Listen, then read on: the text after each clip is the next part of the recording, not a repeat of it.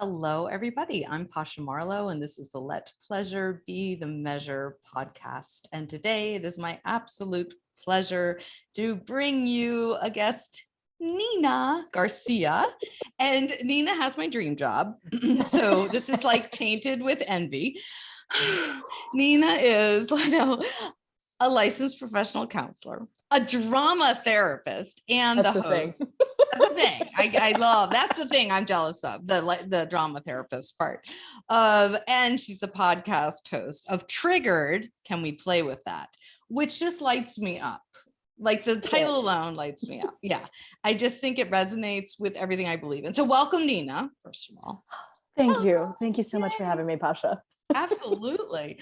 I saw the word drama therapist. I don't know. It's probably even just been about a year ago. And I was like, oh, that would have really made sense to me. And I love that it's a thing. I love that it's a degree. I love that it's a career. And I love that you're doing it. And how did you get there? How did you choose that career? How does one choose to be a drama therapist? Let me tell you. So a lifetime of performance. I thought you were going to say a lifetime of trauma. I'm not there yet, Pasha. You're jumping ahead a few chapters. Sorry. Yes, a lifetime of performance. I was like singing. When I got into high school, I added officially like musicals onto the page, and then I was dancing and I was acting as I was singing. And so undergrad was a natural, let me be a musical theater major. And then after I became a musical theater major, I was performing professionally. I did burlesque for a while. That was a lot of fun.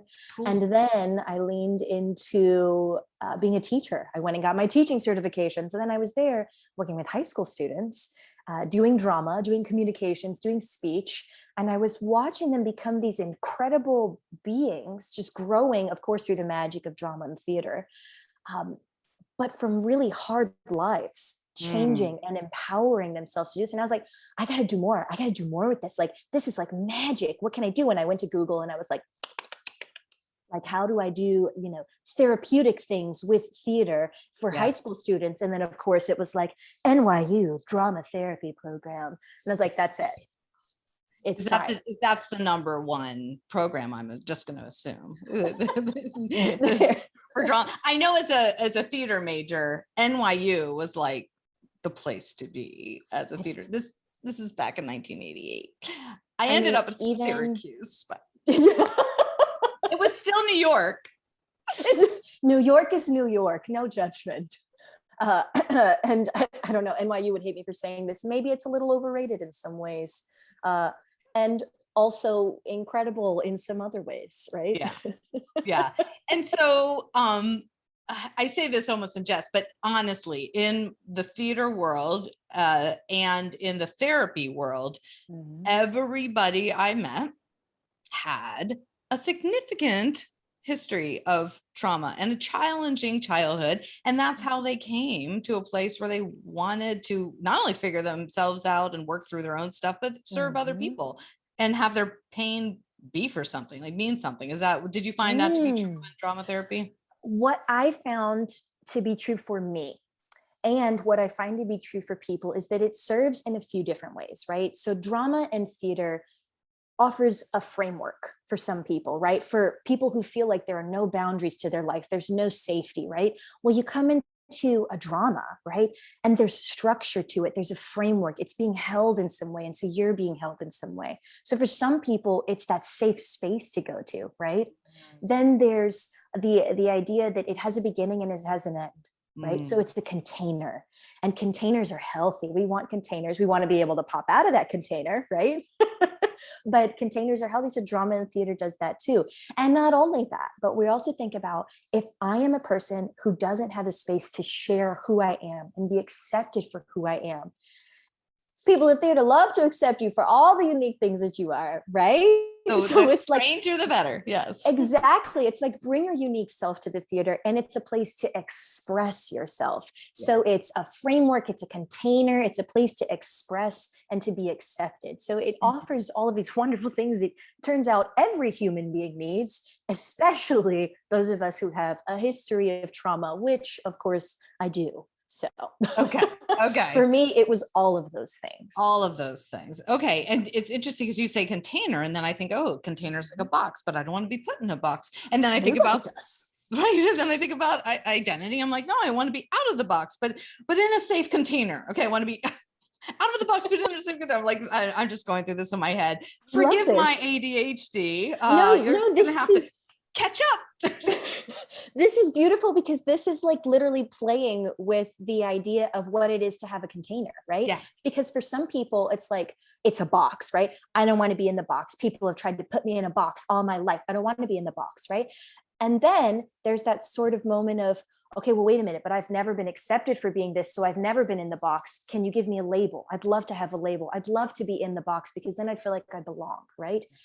So what I'll work with people when I'll say, listen, box is one word for it, right? Container's one word for it. But if you could make it your own, if you were to play with it and engage with it, which is exactly what I do with people's trauma. I say, if you can play with it and engage with it and make it your own, what would that relationship look like? And so if the box is not for you, the container is not for you, right? Is it like a garden and there's a gate, you can get in and you can get out, right? Is it a lovely summer home? Right? Is it a place in the clouds? Whatever it is, so long as it's your space that you get to define and say, man, I'm accepted here. This is my space to really play and have, you know, that freedom to be myself. I love that visualization. I've never done that before. But I think when it comes to, for my own identity and my issues around by invisibility, like neither being, for me, the feeling of being accepted in the LGBTQIA scene or in my straight community and my straight marriage, seemingly monogamous straight marriage. It's Pasha, there's so many things you want to say. I know. But I can't not say them. I'm honestly, I have no filter. I don't know what happened when I became 50, but it was like, oh, there it went out the window. But what I want to say is like, I've been picturing being stuck in a box, but of course, like you just beautifully said, what if the box had, you know, walls that I could walk through, or a door, or an open ceiling, or skylight to escape from. Like I didn't really, it's just interesting. I'm just noticing how I literally pictured a closed box with a locked door. And who would want to be in that, right? Stuck in it. Pasha, get out. In this Zoom box, I can't get out. Yes, and I assume there's a lot of folks listening who can relate to the fact of like not feeling a sense of belonging anywhere they are, even though they feel, in some ways, I feel very empowered. And I loved your episode that you did recently, where you defined the difference between being powered and empowered. Powered versus empowered. I love talking about that. Can you talk about it? Because it really touched a nerve, and I dig it. So yes, I would love to chat about this. Okay. So powered versus empowered. And it's not to say that like one is better or worse, but I would definitely work from the space that we want more empowered responses, and that powered responses may want to be out of necessity, right? And so let me define powered and empowered, and then I'm going to come back to what I just said. So powered responses are ways that we engage either in thoughts, feelings, or behaviors with other people. We engage with them as if there's a power dynamic, which suggests that one of us has either a better opinion or is worth a little bit more than the other person, right? That there's an above and there's a below. That's a powered dynamic. So people who engage in powered responses, they're okay with you being on their level, but the second that you disagree, or it sounds like their ideas are going to be put to the side or put to the back, that's when they're willing to put you down so that they can stay ahead. Does this make sense so far? It does. Okay. So then we move to flip the script, an empowered response. The empowered responses say that there's an equitable relationship here.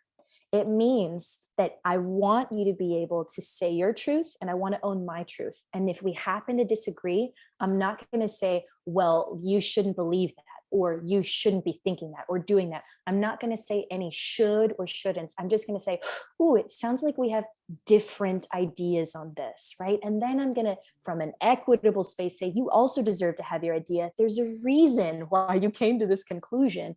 And just because I don't understand it doesn't mean it's not a valid conclusion. Yes. Right. Doesn't empower. Me too. Yeah. Because I think the many words are thrown out there so much we forget what they mean or never understood in the first place. And empowered and empowerment is one of those words for me. So to have a definition like that is really beautiful. And I love that it's equitable and inclusive. Yes. And I'd come back to that. I know I said I'd come back to it too at the beginning, that little piece that I said about maybe there are times when you want to engage in a powered response. One of the things that comes up when people are playing with powered versus empowered responses with me is they'll say, well, what if I am right? Like, what if it's a matter of safety, right? Even. And I say, well, if it's a matter of safety, right? What is safety, right? Because if somebody comes in with their religious belief that say, I'm going to go to hell because I'm a queer person, right? Am I in danger right now? Am I unsafe right now in being who I am and where I'm at, right? Or is that a thought and a belief, 100% a powered belief there, right? It says that something is going to happen based on that belief. That's a powered belief there, right? As opposed to, you can continue believing that and whatever happens to you happens, Nina. And you want to live your life. It's just the way that there is there, and that's empowered. But let's say you have a kid, 8-year-old, 18-year-old, it doesn't matter. And they're doing something actually dangerous. And you say, hey, don't do that. You could hurt yourself, right? And then they go and they try to do it anyway. And you take it from them, which is a powered response, but it's with good intentions and they're going to harm themselves in the minute, right? Physically in that moment. So there are ways that I know we could get into layers on this.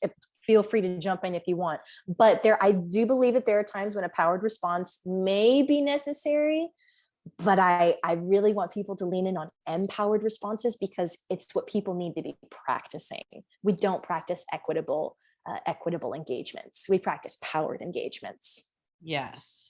I can wrap my head around that. I think the part that I got tripped up on was perhaps the definition of safety, because by invisibility, if I walk into a space where I don't feel like I can show up as my authentic self for whatever reason, be it religious or social constructs or homophobia, whatever it is, I don't feel safe in my own body. And so, but it's a different level of safety than my kid having like a curling iron in a bathtub, obviously. Like there's more urgency to it. And so I think that's what I was thinking of. And in terms of feeling empowered in those moments where I feel like I am, and maybe I'm being powered, that I am right in saying that I should be accepted. Can we play with this? Can we play with this, Pasha? So if you're rejecting my identity, then you're rejecting me. And if you're rejecting, yes, right? So let's lean in on this. Did you know you were going to do therapy today? Well, I was prepared. I was doing a little therapy dance. Exactly. We're loosening up. We're leaning in. So the brain is funny because the brain recognizes threat responses and threats, period, right? It sees something potentially as a threat and it will respond.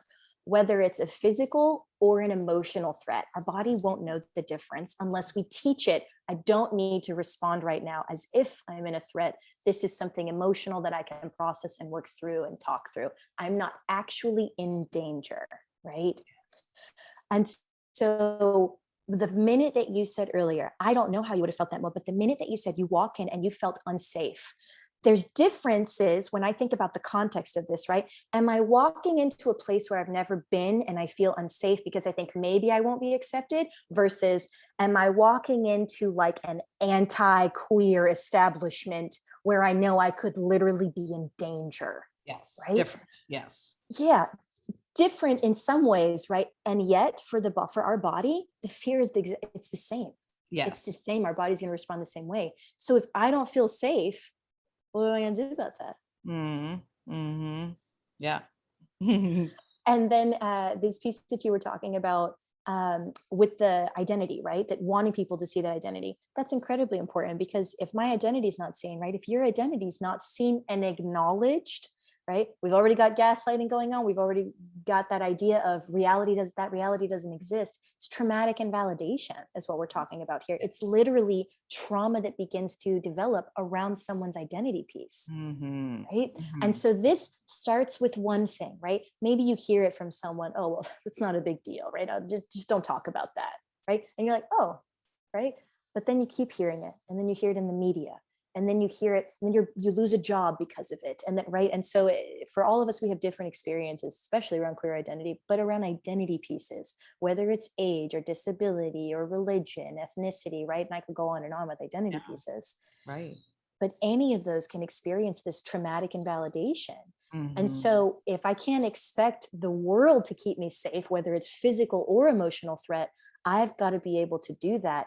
And the way that I work with clients on doing that is you've got to play with it. I've got to know, can I play with this? And if I can't play with this, I've got to be able to remove myself from it to keep myself safe, because the world just ain't going to do it sometimes. Right. And this is probably a great time to say what it is you mean by play with it, because in my work, that means find the humor and the pleasure in it through the therapeutic comedy work I do, but that's not necessarily what you mean.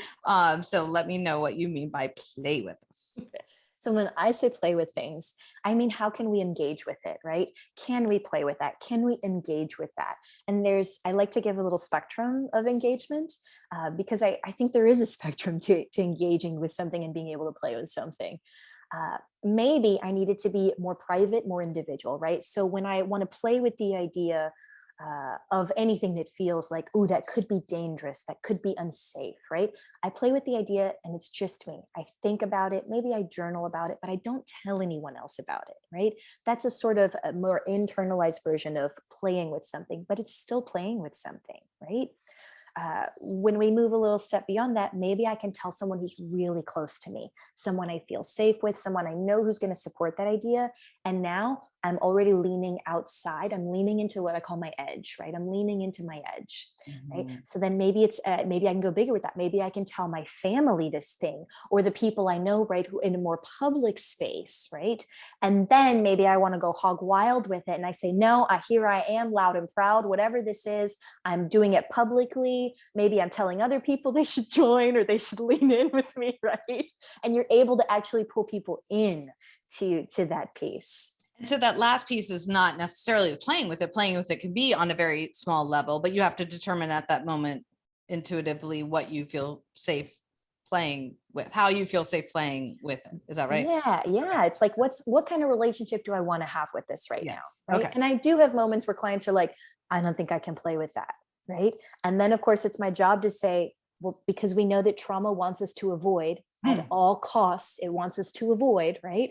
I will say, okay, well, you've got it. You brought it up, right? It came up for a reason. So I just want to ask you just to make sure. Are you sure you don't want to play with this today?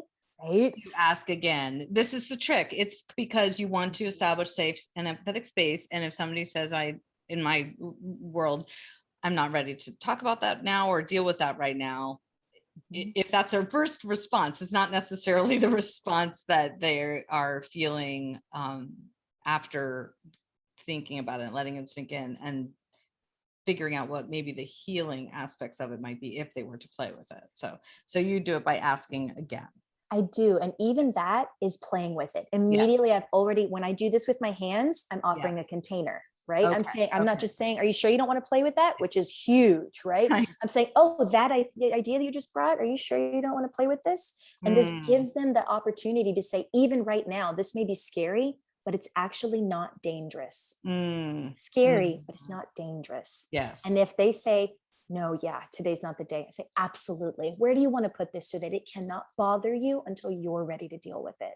And maybe we put it on the shelf, which is close enough for them to deal with it, right? They can pull it down whenever they want, right? Metaphorically speaking, but maybe not, right? Maybe it needs to go in a different room in the house, right? That they have. Maybe it needs to go in a different city, right? Maybe we need to put it in a box. There's all sorts of different ways for them to play with how distant this needs to be right now versus how close it is, so that they can play with it whenever they want. Is this making sense? It's totally making sense because, and I didn't know I was doing that or experiencing it, but when I'm teaching yoga, sometimes emotions bubble up to the surface, and in hip openers especially. And so Ooh, yep.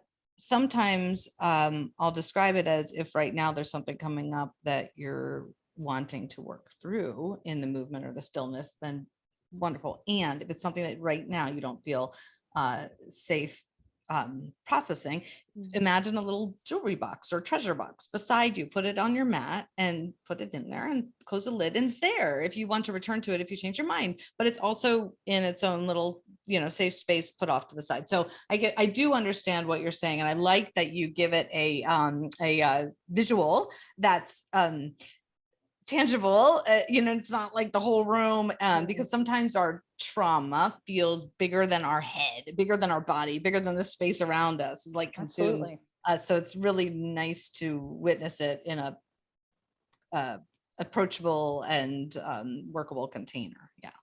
Yes. I like it. Me too. Yay. Yay. So, and identity is something that you bring up a lot in your work. And why is it so fun or healing for you to play with identity? So there are a lot of different hidden identity pieces that I have, and I don't talk about all of them. But there are some I definitely haven't mentioned on the podcast. And so one of the things that, oh, that's interesting. I'm going to share with you what just happened. You asked me a question, and then I went there and I leaned in and I said, oh, and there's some things I haven't mentioned. And then all of a sudden my mind went, shh. Yeah. That's avoidance. My brain is trying to avoid something, but I don't want to avoid it. So I want you to ask me the question again. Okay. Now I'll try to remember the question. Is there, why is identity so important for you, or healing for you to process? Here we go. I have a lot of traumatic invalidation around a variety of identity pieces. One of them was, for a long time, I had PTSD.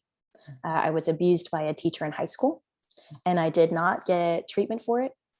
For 12 years, I had PTSD. Now that I have talked about at length.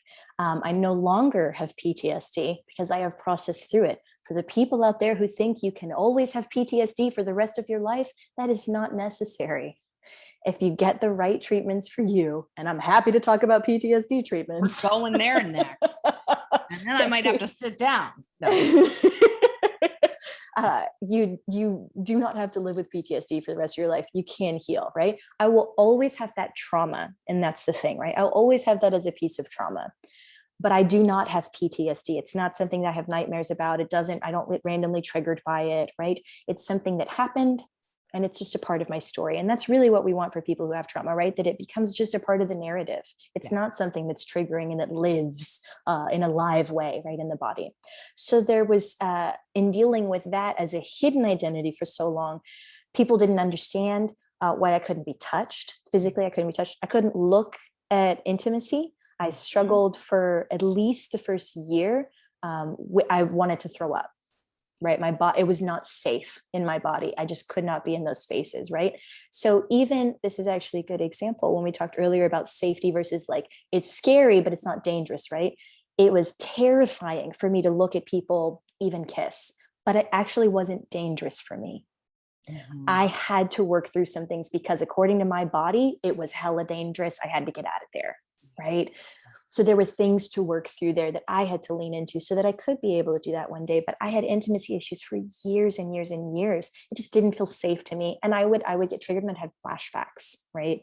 So people not understanding that, I was rejected often. I remember I was actually engaged to a person once who I distinctly remember them turning around and yelling at me once, "You're just so broken and you'll never be fixed," right? Which is not the case. It was not the case at all, right? But the constant, that narrative, right? And it starts out as something small of, oh, I just don't get you, right? And, oh, well, you just don't fit in here. Oh, you just can't handle that. Or, oh, there's something absolutely wrong with you, right? That's traumatic invalidation around a piece. It's a hidden disability that I was struggling with, right? For over a decade. And it's not just that one. I also know that I was dealing with I'm somewhere on the this is the piece I haven't talked about. This will be the first place I express it. I know that I'm somewhere on the schizo spectrum, right? And the typical diagnosis that you might put it under would be schizotypal or something like that. But I don't consider it a disorder anymore. Because it does not cause disorder in my life. And so one of the pieces that I'll talk about with people who have personality disorders is the stigma and the traumatic invalidation around that, as if there's something inherently wrong with them, when it's actually the way that our bodies are built is to perform in a certain way. And that if I have my needs met, those behaviors that are actually trying to protect me, they don't show up. Right. And it means I get to bed at a certain time and I exercise a certain amount of times a week and I eat every 2 hours. And there's all these different things that I do that I had to figure out for my own identity. What did I need so that I could function in the world without PTSD, without having a personality disorder, without these things? And I know I'm barely scratching the surface of this, but when I think about how important it is to play with things so that you can function in the world and live your best life, if you can't play with the things that are hidden within you, it's going to make the rest of the world a hell of a lot more difficult to deal with. Absolutely. Absolutely. Yes. Yes. Thank you. And I appreciate you feeling comfortable sharing that here. And I know it will speak to people who are holding on to secrets and shame inside their bodies, and not intuitively feeling wrong or broken, but that these identities and these labels and diagnoses that are put on us. ADHD is the one that I'm given. People like, oh boy, how do you live with somebody with ADHD? To my husband, it's like a superpower. It's only because of this. It's like, I'm glad I have it because I have, many different hats that I wear. I can entertain and play with myself and not get bored. I'm creative and neurodiverse and all the things, right? Yes, you are speaking the language. I say this all the time about personalities. Like it's a type of neurodivergence, y'all. Exactly. And it's like a superpower. We just have to learn, like, what do I need? What tools do I need to have so that I can effectively use my high energy or my hypomanic episodes? Like, yeah, I love that. Right. I mean, if I went and worked at a bank, I would be miserable and I would feel broken and pretty ill. But I became, because I created it, just like you chose drama therapy, I created therapeutic comedy because I knew that's what my brain could process and do well. You played with yourself enough and you created a world that fit for you. Exactly. Yes, this is what happens when we play with things. Incredible things can happen. Yes. Yes. And it's interesting when we go into spaces like my doctor's office, where they're like, so we should medicate and, let's do some antidepressants, anti-anxiety medicines, all, you should double that, triple that, up that, do that. I'm just like, wait a minute. I came in actually feeling confident and successful and fairly happy, but I just am not. It's just fascinating. Yes. So thank you very much for sharing that. And I love how we could play with just words alone, and how like PTSD, when you said that you have trauma but not PTSD. And I think the perception is, if you have trauma, you have a life of trauma triggers, flashbacks, PTSD. But there's a difference, and I hear it when you say it, and it makes complete sense that you can have a history of trauma and not struggle with PTSD, which is relieving, frankly, to hear and to absorb. So yes. I used to have, just on that piece that you just mentioned, as I was playing with it, I used to have these images pop up. And at the beginning, the way that I used to describe it was like, it was like a monster in the closet. And I who wants to deal with the monster in the closet, right? Just leave that shit in the closet. And the more that I played with it, because now the actual physical threat was over, right? It was scary, but it wasn't dangerous. And so, yes, I was taking risks, right? But they were calculated risks, right? And so it was like a monster in the closet at first. And the more that I played with it, what ended up happening was it became like an elephant in the room. Right. And this is over years because I didn't get support like you can if you go to a therapist. Right. You too. So it was like an elephant in the room. And then how I described it is the more I played with it, it didn't feel like an elephant in the room anymore. It felt like a to-do list. And man, it's just that list is on the table. I got to get to that list. And the more that I played with it continually after that, it was just like the air that we breathe. Like it was just something that happened. It just was.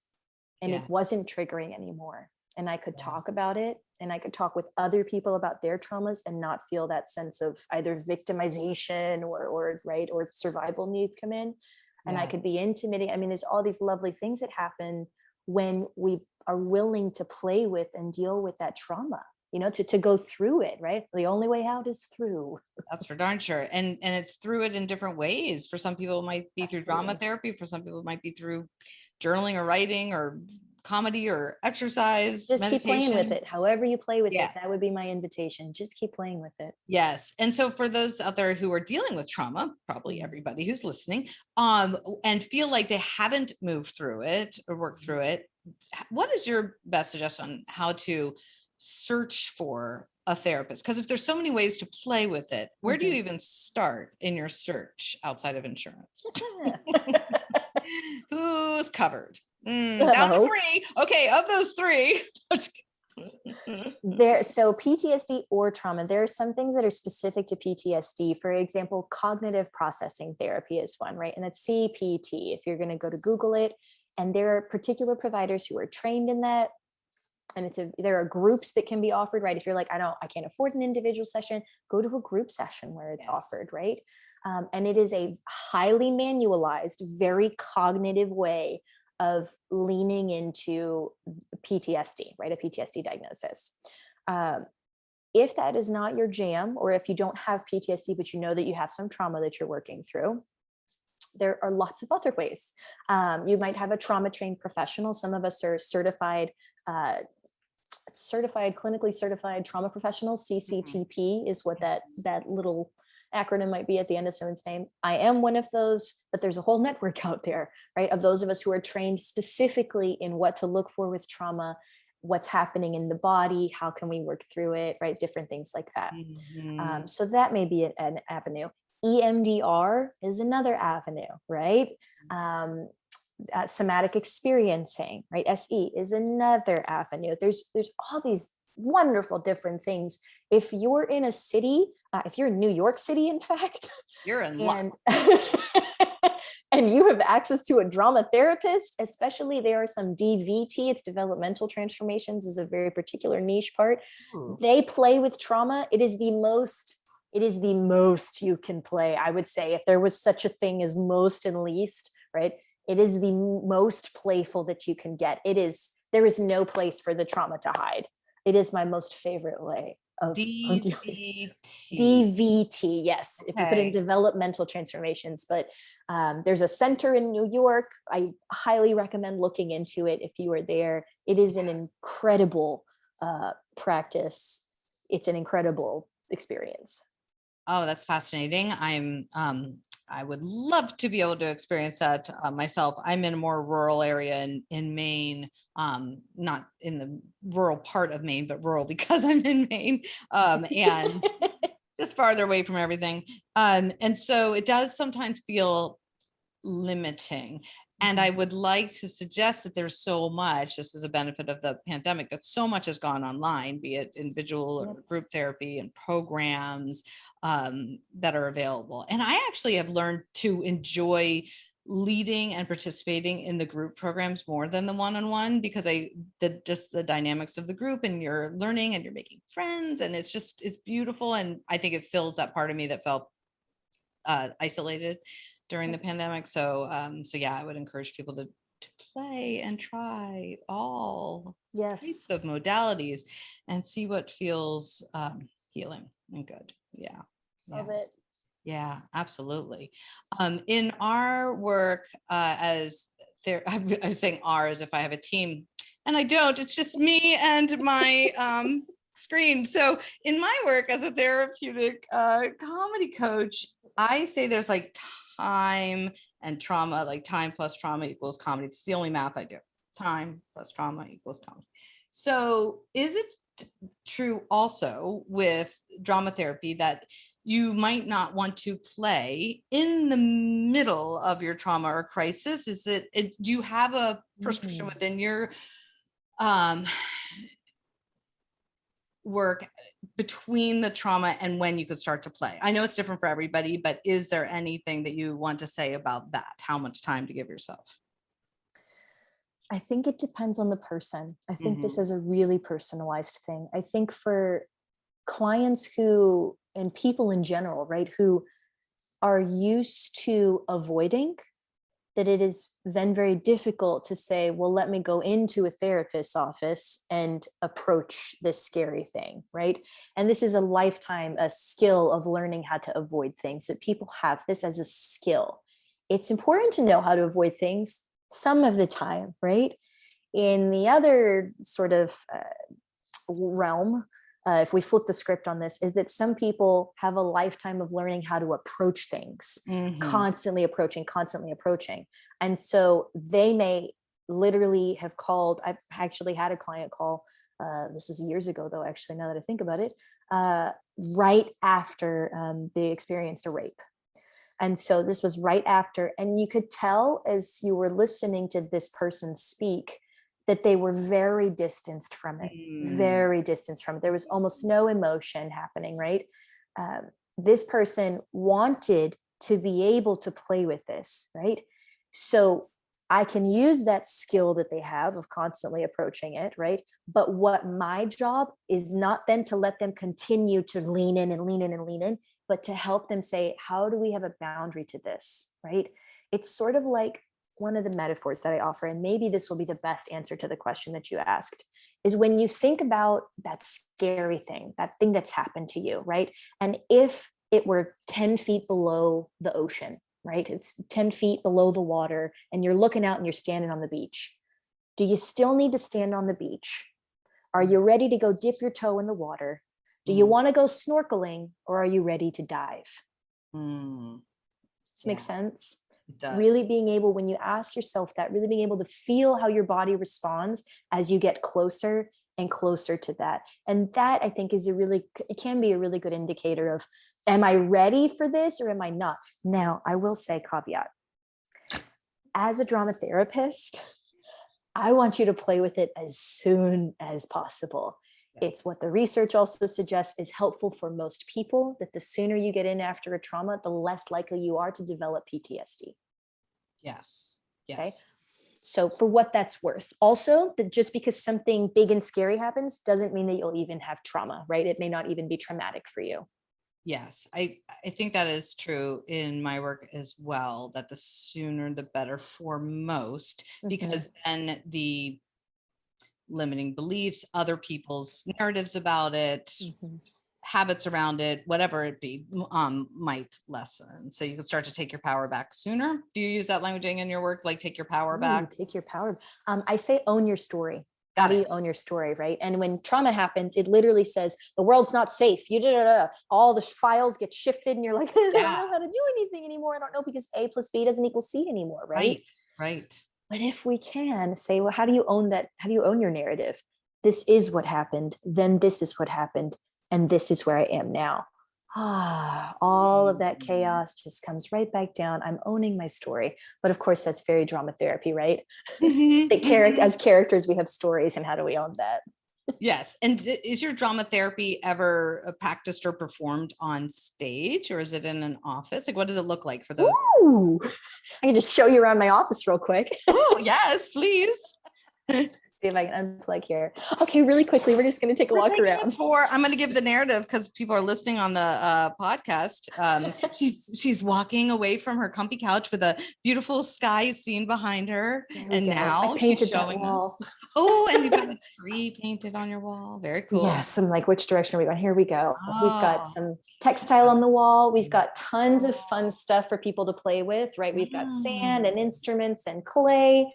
I painted that too. We've got squiggles on the wall that sort of reminds me of like Is it the wind? Is it waves? Is it magic in leaves? Yes. It feels very flexible to me. And Yes. then, yes, we have the wall. We can't control the winds, but we can adjust our sails. Beautiful. Beautiful. Nice. And so it's your work is in this beautiful office of so the private practice work.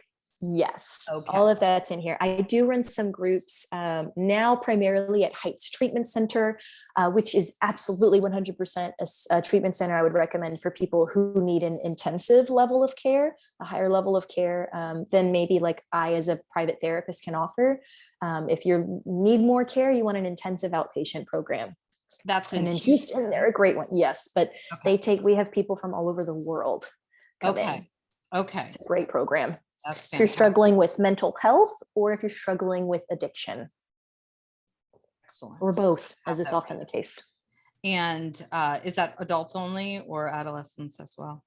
Adults. Okay. Yeah. Do you have a book or a resource or online resource that you just love to refer people to other than your own program, which we're getting to in just a moment? Oh, okay. If you haven't read The Body Keeps the Score, right? This is a classic, though, trauma resource, right? If you haven't read that. And then, there's so many for other things. Trauma stewardship is good if you're a person like you or I, Pasha, people who work with people. And we also may suffer burnout, right? Trauma stewardship is a great book. Oh, good. I have not heard of that one. Yes. And then for traumatic invalidation, I think I may forget the title. I may have to tell you it afterward, but it is written from the author who has autism and talks about the traumatic invalidation around that piece of identity. And so it's a great read for whatever your identity piece is. He puts it in such a way that it really is like, oh, that's what's happening for me. Oh, that's what that was when that happened. So I will have to look up trauma, stigma, and autism, but that may be what it's called actually. which I can't not recommend Hannah Gadsby at this moment, who does a beautiful Netflix special, a comedy special about autism and walking through that path. So anyhow, just I will say that for those that want to come at it from a therapeutic comedy perspective. And so then you have a program highly recommended by you and many others, I'm sure. What is your program? So my private practice is Houston Creative Arts Therapy, but because of the focus that we have on traumatic invalidation, on Facebook, we have a new group, and the group is called Inclusive Champions, Playing with Cultural Encounters. Nice. And it is exactly what it says, right? It is about being able to work through and disrupt cycles of traumatic invalidation by practicing being anti-supremacist, right?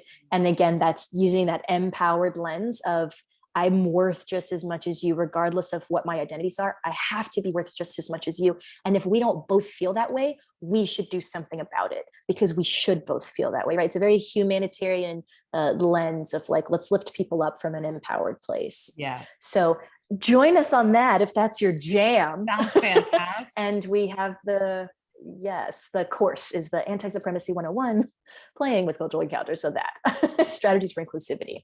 That's that. Lots of stuff going on. I always wonder if the people who join these courses and sign up for them have already done so much work. Do you know what I'm asking? Like, are the people who join the ones who need to learn it as much, or is it like then they become the stewards and the people who are serving and the healers and the light workers who then spread the message far and wide? I think yes, and I think you're such a drama therapist. Oh my God. Right? That's an improv technique. Yeah. I think some people come in and it's really, really scary for them. And what I will teach from the beginning is, if that's what you're noticing, right, then can we play with that? Because why would anyone want to be afraid of this, right? Unless you want fear or disgust. Those are the two emotions that will keep someone back from dealing with another person's identity. when they're not thinking about it. They'll just feel that. And they're like, I don't know why I feel this around them, right? Some implicit beliefs were placed there. And if you don't want them there, well, I would just love to work with you. And so I have people who maybe they're not ready to do it in a group setting, right? We talked about that. How can I play with it? But they're ready to do it in a private setting with me. So I do have people who come in and they were raised, as far as they're concerned, to be, one client in particular, I think of, raised to be as racist as the day is long, quote unquote.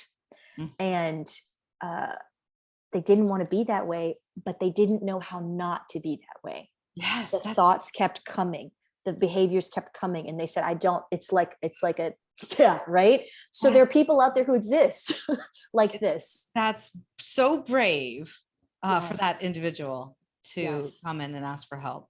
Okay. But these are those stigmatized identities. And if I'm dealing with so much shame around an identity piece, how do I even do the work for that to heal that if I'm struggling with so much shame around it? So I have people who are ready for the course, and I have people who it's just not the space yet. They're not ready for that level of play. So they'll come see me one-on-one, and we'll shift some things around so they can gain a little bit more confidence of why they became that way, as opposed to like, it wasn't this, label that somebody was like at birth, you're going to be this because you've decided this. Well, oh, you wanted to be a supremacist? Okay, great, right? Nobody decided that at birth. But throughout their course of living, different things happened and different things were taught. And that's a whole nother conversation.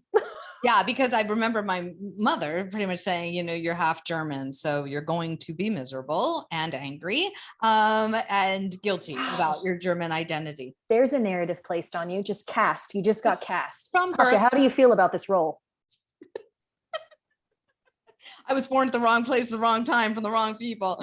But I'm sure I can work through it. It's fine. No, but it's interesting how we're given so many of these narratives from the moment we're conceived. So absolutely. Yes. And how beautiful that there's somebody like you who's willing to have these difficult conversations and play with these identity conversations. Hard. Yeah. But you must, oh my gosh, I say this all the time, but like I stink at small talk. Like, how do you feel at parties when you walk in and everyone's talking about the sports and the weather? And are you like, and let's play with trauma? Let me tell you how I feel about sports and the weather. I mean, I think it's a reality. And here's something that I still have to sit with is that I am ready to have conversations that go 100 feet deep under the ocean that people hope to never have in their lifetime. I am ready to sit across from, we talked about supremacists, rapists, molesters, some of people who've been to prison for all sorts of different things, people who, if the world had it their way, they would just disappear them, right? But the thing is, those people aren't disappeared. They're walking on our streets. They're working in our neighborhoods. They're serving us things. At some point in their life, even they did not sign up for that before they were born. At some reason why something happened. And I sit in a place where, as therapists, we do have to decide, and I recognize this is a deeper conversation. A lot of people will be triggered around what I'm saying, right? Around those roles. But at some point, we have, as therapists, have to realize what can you play with and what can't you play with. For some therapists, and at the beginning of my career, could not play with all those things. What I have learned is how to view the human first and really ask myself, how did they get here? How did they get here? Yeah. It is a hard thing, but when we play with things, people can heal. Yes. And I want people to heal. Yeah. I want healed people walking around out there. Yes. You are a wholehearted, empathetic woman. Mm-hmm. Thank you for saying that, Pasha. Mm-hmm. It's beautiful. Beautiful to witness, inspiring. Yes. I'm glad you're here in this world doing what you do. Thank you, Pasha. I love what I do, so. I can tell. Oh my goodness. How can people reach you? Okay.